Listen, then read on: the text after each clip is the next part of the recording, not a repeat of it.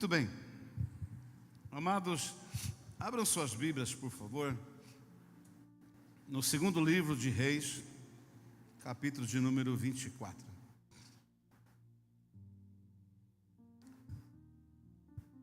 Ontem eu estive o dia todo lá em Assis, participando do reencontro lá na igreja do pastor Girson, e foi assim um dia maravilhoso, tremendo. Cheguei em casa, já era mais de meia-noite, e passamos o dia lá numa imersão tremenda, numa experiência tremenda. A equipe do pastor Girson vão estar conosco, nos ajudando aqui a ministrar o nosso reencontro. E foi assim tremendo demais, foi maravilhoso. Aliás, foi sobrenatural. Amém? Segundo Reis, capítulo 24, eu vou falar hoje sobre este tema aí, tesouros roubados. Vamos falar todos juntos? Mais uma vez, tesouros roubados. Segundo Reis 24:8, diz assim: Tinha Joaquim 18 anos de idade quando começou a reinar, e reinou 3 meses em Jerusalém. E era o nome de sua mãe Neusta, filha de Elnatã, de Jerusalém. E fez o que era mal aos olhos do Senhor, conforme tudo quanto fizera seu pai. Naquele tempo, subiram os servos de Nabucodonosor, rei da Babilônia, a Jerusalém, e a cidade foi cercada. Também veio Nabucodonosor, rei de Babilônia, contra a cidade, quando já os seus servos a estavam sitiando. Então saiu Joaquim, rei de Judá, ao rei de Babilônia, ele, sua mãe, seus servos, seus príncipes e seus oficiais. E o rei da Babilônia os tomou preso, no ano 8º do seu reinado. E tirou dali todos os tesouros da casa do Senhor e os tesouros da casa do rei, e partiu todos os vasos de ouro que fizera Salomão, rei de Israel, no templo do Senhor, como o Senhor tinha falado. E transportou toda a Jerusalém, como também todos os príncipes e todos os homens valorosos, 10.000 presos, e a todos os artífices e ferreiros. Ninguém ficou senão o povo pobre da terra. Assim, transportou Joaquim a Babilônia, como também a mãe do rei, as mulheres do rei, os seus oficiais e os poderosos da terra, levou presos de Jerusalém à Babilônia. E todos os homens valentes, até 7.000, e artífices e ferreiros até 1.000, e todos os homens destros na guerra, a estes o rei da Babilônia levou, presos para Babilônia. Quantos podem dar glória a Deus por esta palavra? Queridos, tesouros roubados. Preste bem atenção nesta reflexão, porque Deus nesta noite pode falar muito ao seu coração. Você que está conosco online neste culto, é para você também esta palavra. Mas de repente você que está neste momento ouvindo esta palavra, em outra data, em outro dia, ouça, porque você é um tesouro, e Deus quer falar contigo nesta hora. Amém? Queridos, muito bem. Quando Nabucodonosor, rei de Babilônia, ele olhou para Jerusalém, para o rei de Judá, e viu que o rei de Judá era fraco, muito fraco. Então ele intentou em tomar Jerusalém, e ele enviou seus servos, seus guerreiros, e assim fez. Ele sitiou toda a cidade. O texto que lemos, ele é autoexplicativo, e diz que Nabucodonosor levou cativo para a Babilônia e o nome Babilônia significa o mundo, significa um lugar onde as pessoas, o povo, adora outros deuses e não o Deus de Israel, o nosso Deus. Então, todo o povo de Judá, de Jerusalém, que eram príncipes, que eram da casa real, guerreiros, homens que tinham habilidades em fabricar, em criar, homens importantes, homens cultos da linhagem de Judá, foram levados presos, ao número de 10.000 pessoas. O texto diz que Nabucodonosor deixou só ali em Jerusalém as pessoas pobres da terra, só os trabalhadores rural, da terra, da agricultura. Os demais levaram todos cativos. Que terrível que foi este momento para Israel. Ser levado cativo, ser levado como escravo, para se submeter a um rei que não tem o temor a Deus, a submeter a um povo, a uma terra que não serve a Deus, ser proibido de adorar a Deus, se afastar da presença de Deus. Foi isso que aconteceu com o povo de Israel. E ali eles ficaram cativos, ali eles ficaram escravos. Quando eu disse que Nabucodonosor percebeu que Joaquim, o rei de Judá, era um rei fraco e ele intentou saqueá-la e dominá-la, quero só abrir um parênteses aqui e dizer para você que quando você é fraco naquilo que você está fazendo, naquilo que você é responsável, quando você é fraco em casa, quando você é fraco como pai, quando você é fraco como homem, fraco como mulher, quando você é fraco como autoridade, como alguém que representa alguma coisa, esteja certo que o inimigo está maquinando roubar, tirar, saquear, parar você. Então você não pode ser fraco naquilo que você está fazendo. O apóstolo Paulo, ele sabia disso, e ele deixou bem claro que quando ele era fraco, então ele se tornava forte. Olhe para o teu irmão e diga para ele: não seja fraco naquilo que você faz. Ainda que você esteja fraco, seja forte. Não dê lugar ao inimigo. Amém? Aleluia. Glória a Deus. Tem dia que você não está em condições de fazer nada. Tem dia que você não tem ânimo. Tem dia que você não tem vontade. Tem dia que não tem esperança. Tem dia que você quer jogar a toalha. É ou não é? Tem dia que você quer, sabe, voltar atrás. Que você olha para aquela situação e você não encontra ali uma saída, uma resposta ou uma solução. E o inimigo está observando. Ele está de olho nas suas fragilidades e nas suas habilidades.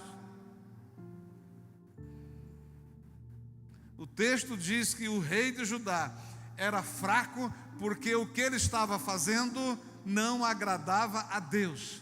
Ele estava agindo exatamente como o pai dele, o rei, né, antecessor, agia. Por isso ele foi deposto, por isso ele foi levado como cativo à Babilônia, porque ele era fraco e porque estava em desobediência, porque não estava andando, reinando conforme a vontade de Deus, estava fazendo o que era mal aos olhos do Senhor. Quando nós não somos comprometidos com o reino de Deus e com os princípios da palavra, não vivemos os princípios da palavra, Deus não tem compromisso em nos guardar.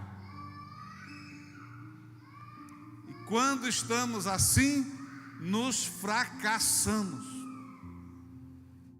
Um homem fraco, uma mulher fraca, um filho fraco, uma pessoa fraca, ela é alvo certeiro do inimigo. E o rei leva.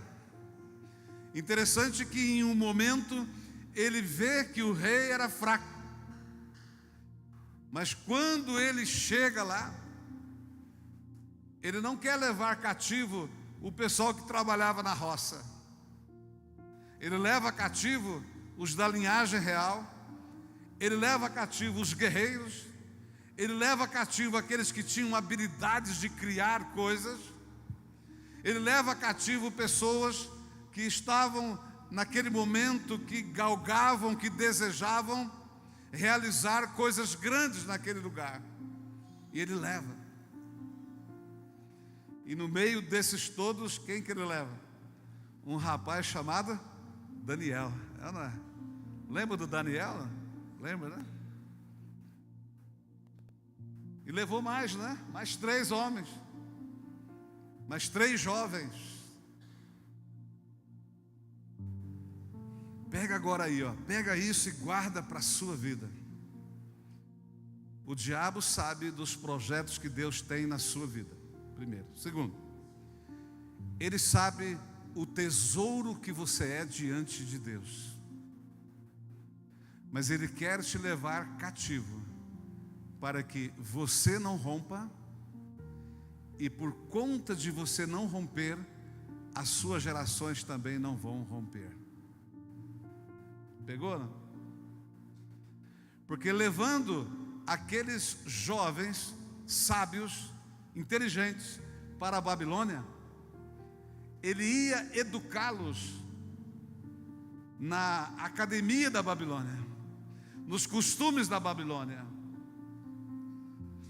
Nabucodonosor ia separar aquele povo de Deus, ia interromper o processo de Deus na vida deles, e agora eles iam ser gerados como babilônios.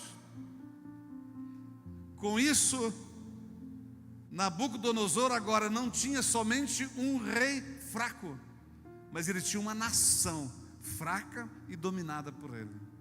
Não somente aquela geração que foi levada cativa, mas todas as gerações que vierem, elas seriam cativas, dominadas e escravizadas por Babilônia. Você percebe como é importante você ser forte nessa geração? Percebe como é importante você se posicionar nesta hora? Percebe como é importante você ser fiel a Deus naquilo que Ele tem te chamado? Percebe como é importante você resistir toda e qualquer estratégia do inimigo para te enfraquecer? Toda palavra que diz que você é fraco, que você não é capaz, que você não pode, você precisa rejeitar, se levantar, você precisa mudar essa linguagem, você precisa verbalizar uma palavra forte, um sentido forte, e você precisa declarar: não, eu sou forte no Senhor, eu não sou cativo do Babilônia, mas eu sou cativo do Senhor, eu sou filho de Deus, eu sou servo do Senhor, estou aqui por um propósito. Agora, sabe o que é propósito? Propósito é exatamente o que você está fazendo agora. Isso é propósito. Propósito é resultado dos processos que você está vivendo neste momento.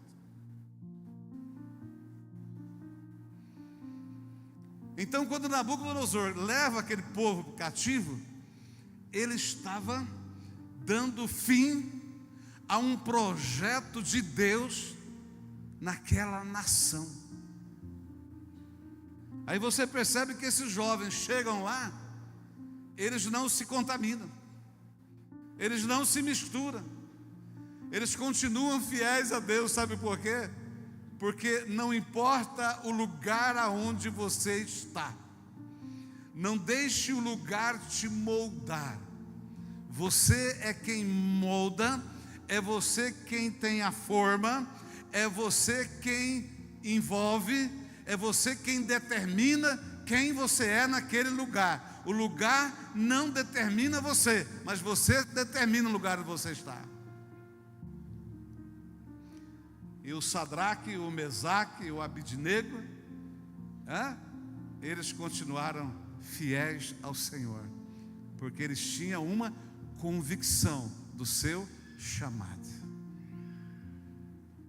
Então veja bem, meus queridos, eu estou abrindo aqui esse parênteses para dizer para você que você não só é responsável e detentor do cumprimento de promessas que Deus tem na sua vida, na sua geração, mas também nas gerações que virão aí, na sua posteridade.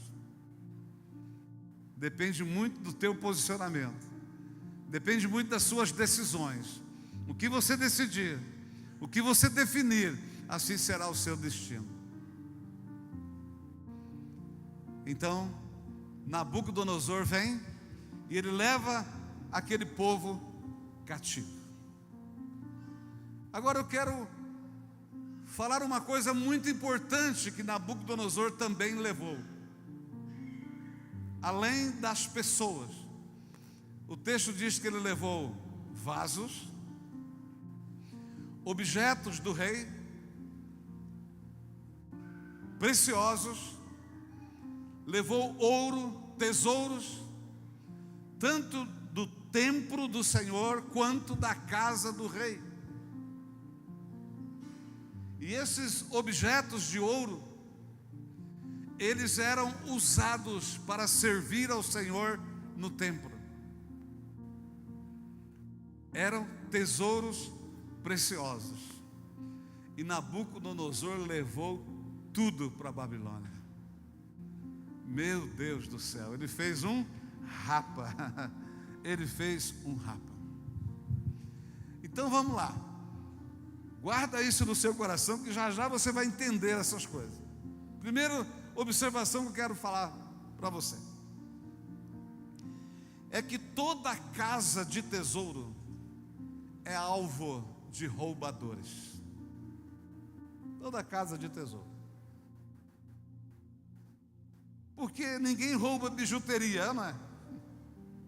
Só rouba o que vale a pena, só o que tem valor. E quem está intencionado em se apropriar daquilo que não é dele, é uma frase mais chique para o ladrão, ele sabe onde está ou onde estão os tesouros. E a casa do tesouro tem tesouros. Na casa do Senhor, no templo, em Jerusalém, tinha muitos tesouros. Aqui é a casa do Senhor. E meus olhos estão enxergando e vendo muitos tesouros. Chacoalhe o seu irmão ou cutuca a terceira costela dele e diz assim: você é um tesouro. Aleluia! Você é um tesouro do Senhor. Amém? E lugar de tesouro é na casa do tesouro. Toda vez que o tesouro sai da casa do tesouro, ele se torna alvo fácil. Mesmo dentro da casa do tesouro é alvo também. Segundo, quando os tesouros são roubados, o povo se tornou escravo de Nabucodonosor e os tesouros passaram a servir na casa, no templo do Senhor, do Deus de Nabucodonosor.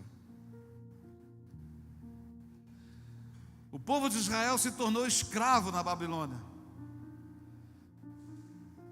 E esta reflexão aqui, que eu estou fazendo com vocês, Deus me deu ela na quinta-feira, quando nós fomos com o Ministério Social fazer ação social ali na praça da rodoviária. E que foi um tempo tremendo, né? Alessandro, Sandra, o Júnior, a Priscila, todo o pessoal que foi conosco. Foi maravilhoso. Foi um tempo precioso. E eu estava ali, observando tudo aquilo, orando com algumas pessoas, ouvindo a história de muitos ali, que cada um tem uma história, por que está naquele lugar, por que está morando na rua, por que está vivendo naquela escravidão, naquele flagelo, naquela dificuldade, por que as drogas estão dominando, escravizando, por que os vícios estão escravizando aquela pessoa. E ouvindo e vendo tudo aquilo, Deus me deu esta palavra.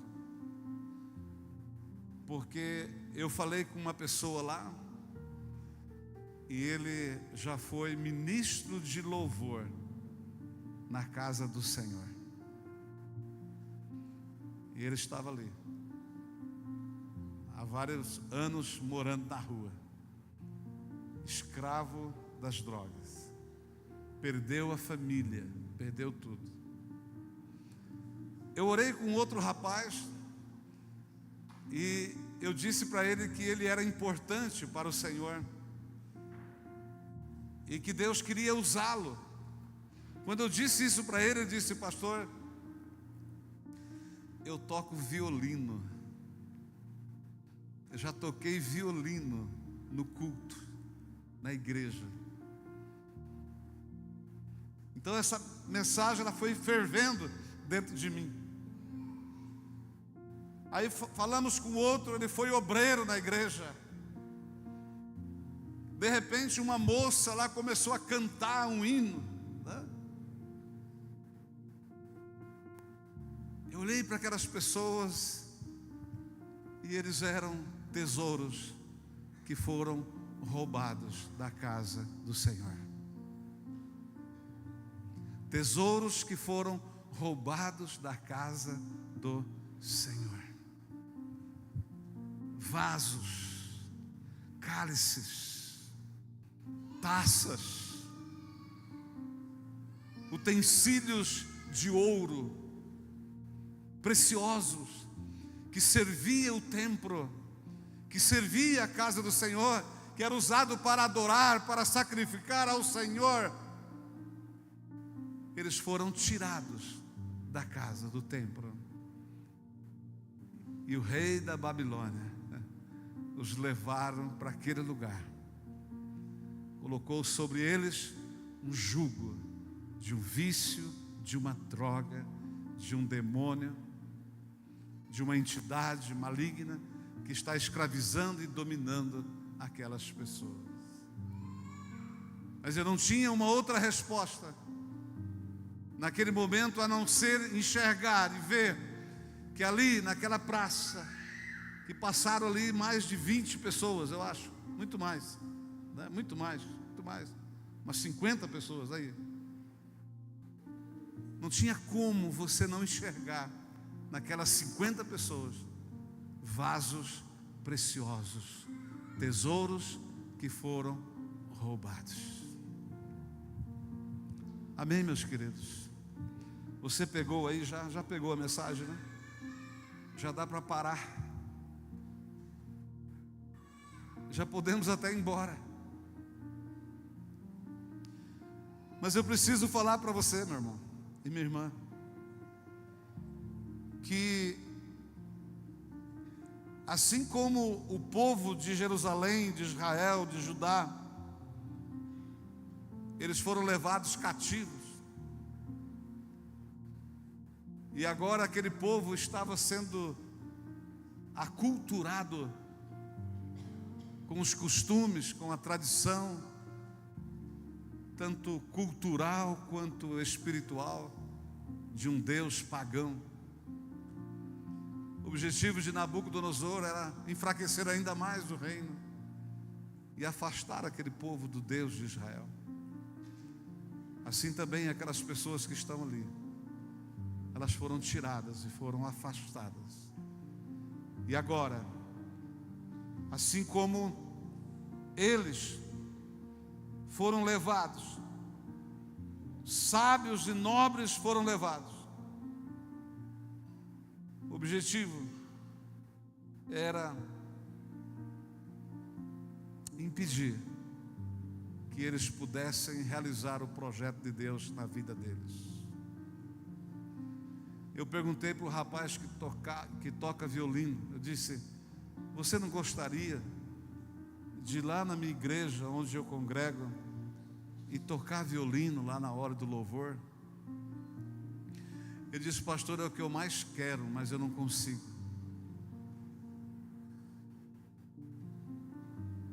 Eu não consigo, não tenho força.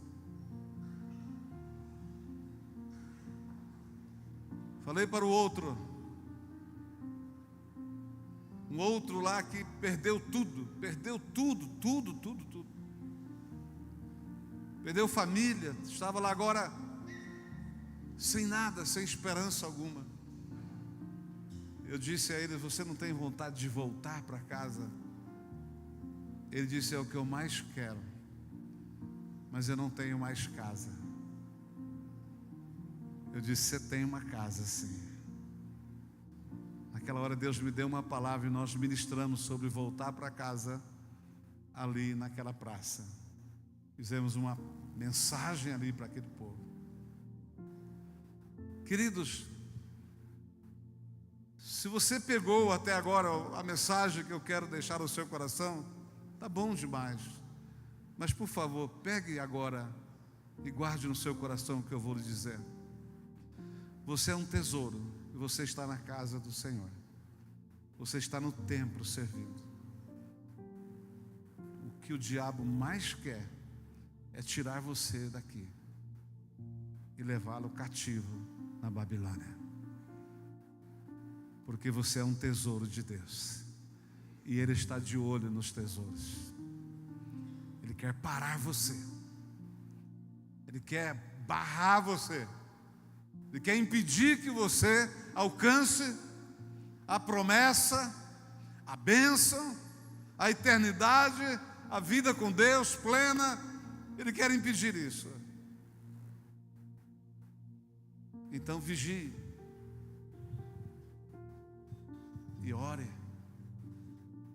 permaneça, não deixe as picuinhas, não deixe as questões de comportamento de pessoas, de problemas de pessoas interferir no teu relacionamento com Deus e fazer você parar. Se o Corinthians perder todos os campeonatos, viu, Marquinhos? Os próximos 10 campeonatos, se tiver o Corinthians perder todos, o corintiano vai ficar frustrado, vai ou não vai? Mas ele vai continuar corintiano. Às vezes, se o pastor não dá bom dia para um irmão, a pessoa já diz: eu não vou mais, estou frustrado, decepcionado. O pastor cumprimentou todo mundo menos eu. Ai, meu Deus do céu, o que vou fazer da minha vida? Aquele irmão me olhou, sabe, com uma cara assim: estou frustrado, decepcionado com alguém dentro da igreja.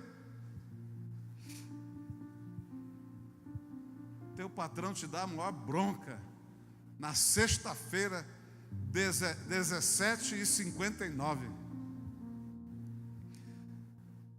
Você fica muito bravo, frustrado, decepcionado, pé da vida, não é?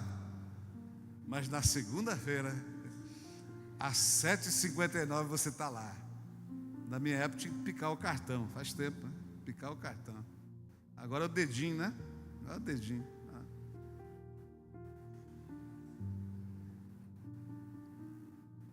Nós nos frustramos com tantas coisas, mas não desistimos,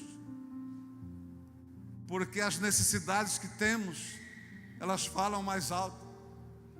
Se você está desistindo de Deus, é porque Deus ainda não é o Senhor absoluto da sua vida, e você não tem Ele como sua necessidade fundamental, prioritária, primordial, Deus não está fazendo parte ainda da sua vida, porque o dia que Deus fizer parte 100% da sua vida, e você depender dele 100%, integralmente, sem negociar nada, você não vai abrir mão, não vai deixar Deus por nada. E não importa se a resposta dele foi sim, foi não, não importa se ele deu, se não deu, não importa se ele falou, não falou, você vai continuar adorando e servindo ao Senhor. Amém? Paulo entendeu isso, e ele diz assim: já não sou mais eu quem vivo, mas é Cristo que vive em mim. Ele estava dizendo: eu não importa o que eu sinto, o que eu acho, o que eu sei. O que importa é Cristo em mim. Importa o que Ele é. O que importa é o que Ele seja na minha vida. Amém, queridos? Agora, para ir encerrando, quando aquele povo estava no exílio, eles eram impedidos de adorar e servir ao Senhor. O Salmo de número 137, a partir do verso 1 até o verso 4, quiser colocar aí, o povo lê. Vamos ler ele, vamos lá. Salmo 137, o verso 1. Vamos terminar com este versículo aqui. Achou aí, meu querido? Salmo 137, verso 1, diz assim, olha aí. By the river of Babylon. Conhece essa música, não? Conhece? É o Salmo 137. Junto aos rios da Babilônia, ali nos assentamos e choramos, quando nos lembramos de Sião. Sião é Jerusalém. Vai lá, próximo. Sobre os salgueiros que há no meio dela, penduramos as nossas árvores. Espera um pouquinho aí. Aonde que o povo de Israel estava? Em Babilônia. À tarde, eu acredito que ao findar do dia, eles ficavam ali na beira do rio, só lembrando. Você já viu que o crente, quando ele se desvia, quando ele está longe do Senhor, ele fica saudosista, não é? Saudosista. Ele diz sobre os salgueiros. Salgueiros é um tipo de árvore, de arbusto. Eles penduraram as suas harpas. O que tem de gente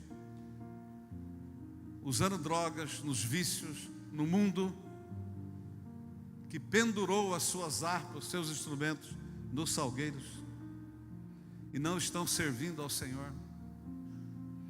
O que tem de pastor, de pregador, que prega, que é tremendo, que já foi grandemente usado por Deus, mas a tua palavra está pendurada no salgueiro. Vamos lá, 3.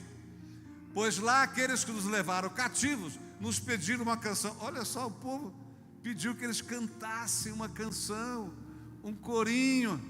E os que nos destruíram, que os alegrássemos, dizendo: cantai-nos uma das canções de Jerusalém. Canta para nós o que vocês cantavam lá na igreja. Vocês viram o pessoal que foram conosco lá?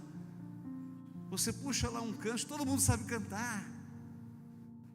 Todo mundo canta junto. Não foi? Cantamos Zaqueu lá, meu Deus do céu. Zaqueu não sai da árvore, não é abençoado, né? Todo mundo sabe. Cantamos outro canto, todo mundo sabe. Alguém puxou uma música nova lá, que é praticamente nova, cantaram também. O povo está por dentro. Vai lá, próximo, por favor. Como cantaremos a canção do Senhor em terra estranha? Eles não podiam adorar o Senhor numa terra estranha. Percebe isso? Não tinha mais como adorar a Deus, estava longe. Estava numa terra que adorava outros deuses. Tem um próximo aí? 5. Se eu me esquecer de ti, ó Jerusalém, esqueça-se à minha direita da sua destreza. 6. Se me não lembrar de ti, apegue-se minha língua ao meu paladar. Se não preferir Jerusalém, a minha maior alegria. Agora o último, 7. Lembra-te, Senhor, dos filhos de Edom no dia de Jerusalém, que dizia: descobria até os seus alicerces. Aqui eles não cantam, não tocam, mas eles cantam. Eles colocam para fora o que está no coração deles. O desejo, a vontade, a necessidade. A vontade de adorar. Eu perguntei: você não quer tocar o violino lá no culto da nossa igreja? Quero. É o que eu mais quero, as pessoas querem. O que é que nós precisamos, queridos? Orar por essas pessoas, acolher, amá-las, trazê-las de volta. Amém? E a última coisa que eu quero falar com você. Antes da última, pega aí. Se as suas harpas, seus instrumentos, o seu chamado, a sua vocação, se está pendurado nos salgueiros, Deus é Deus, que assim como Ele fez com o povo que estava cativo na Babilônia, Ele pode fazer com você. Ao povo, Ele levantou um libertador e trouxe os exilados de volta para casa. E trouxe também todos os vasos, utensílios, cálices, taças, ouro, prata. Trouxe tudo de volta.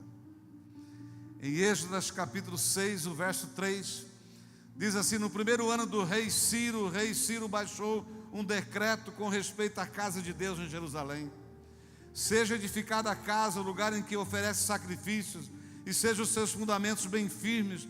A sua altura será de 60 côvados e a sua largura de 60 côvados, com 3 carreiras de grandes pedras e uma carreira de madeira nova. E a despesa se fará do tesouro do rei. Olha só, quero dizer para você que o inimigo vai pagar a sua viagem de volta para a casa do Senhor. Amém ou não? Aleluia, aleluia. Você recebe isso, meu irmão? Diga amém. Você tem um parente na sua casa, pai, mãe, irmãos, primos, cunhado, seja quem for, que era um tesouro na casa do Senhor, e o diabo levou cativo para a Babilônia.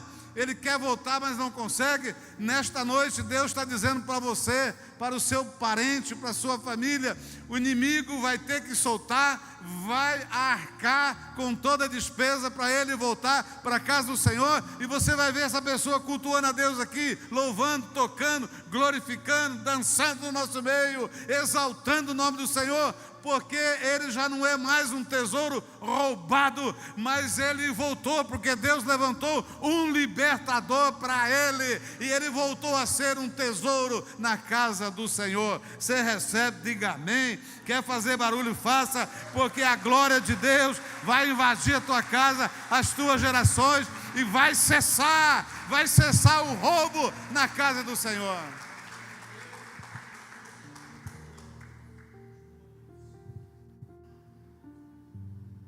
Verso 5, além disso, sejam restituídos os utensílios de ouro e de prata da casa de Deus, que Nabucodonosor tirou do templo em Jerusalém e levou para a Babilônia. E que se torne a levar para o templo de Jerusalém, cada um para o seu lugar. Aleluia. Você cantava, vai voltar a cantar. Você tocava, vai voltar a tocar. Você pregava, vai voltar a pregar. Você servia, vai voltar a servir. O teu lugar é insubstituível no reino. Não que Deus não possa levantar alguém, mas Deus vai levantar alguém para fazer o que você não está fazendo ou não quer fazer. Mas o dia que você voltar, o teu lugar está de volta. O teu lugar está pronto. O teu lugar está te esperando para você continuar a obra, o chamado que um dia Deus te levantou.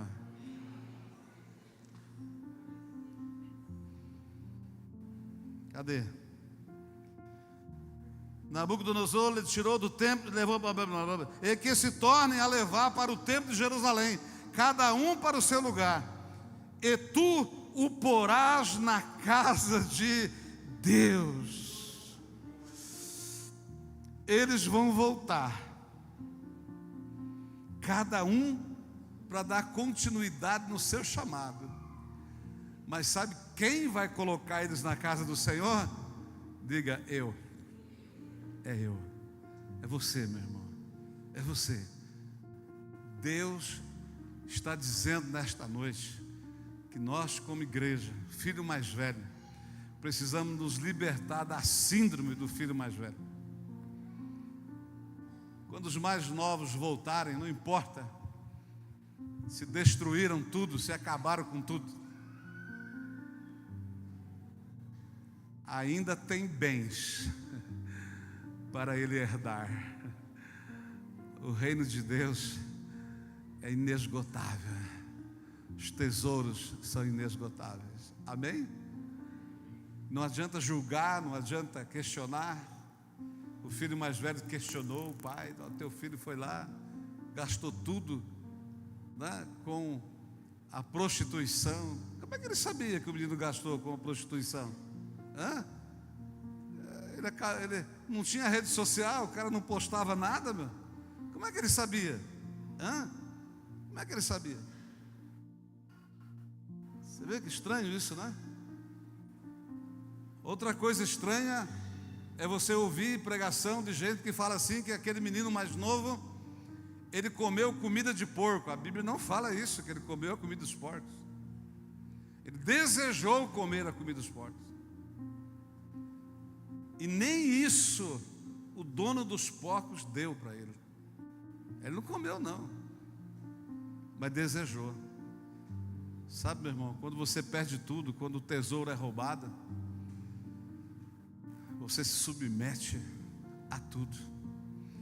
Para um judeu comer carne de porco, vou falar para você, hein? O cara tem que estar morrendo mesmo, porque era pecado comer carne de porco. Até hoje é pecado, o judeu não come carne de porco. Amém?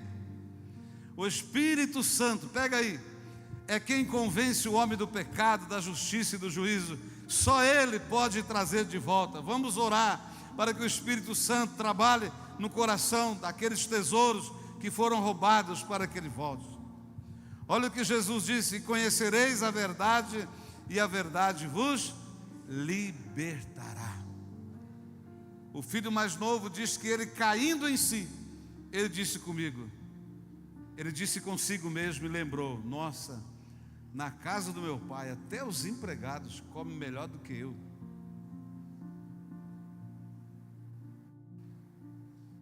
Ele voltou para casa, ele armou um esquema. Olha só, o filho mais novo é cheio de esquema, não é?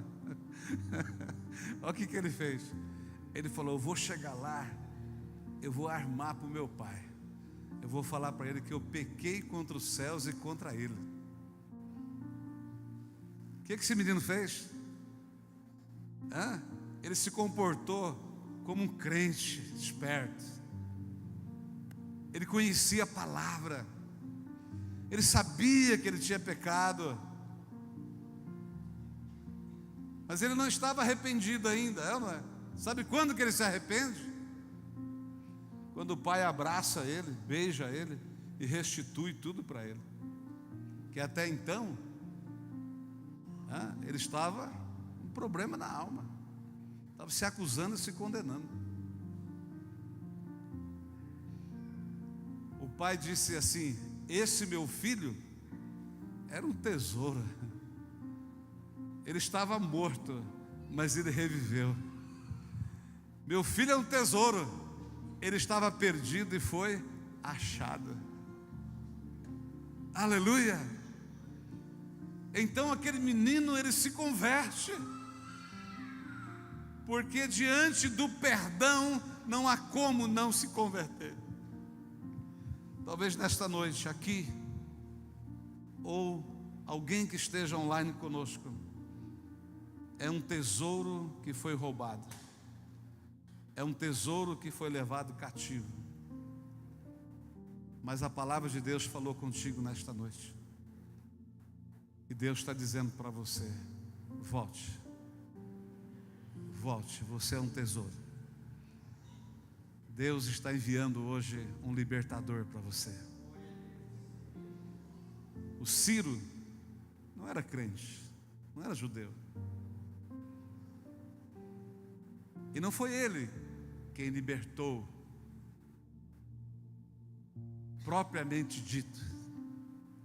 Foi Deus que usou ele, porque o Nabucodonosor já tinha morrido, E ele manda trazer o livro da história de Babilônia, e ali o pessoal acha escrito que aquele povo que estava ali foi Nabucodonosor que levou cativo, tirou lá de Jerusalém e trouxe os utensílios de ouro, de prata, trouxe tudo.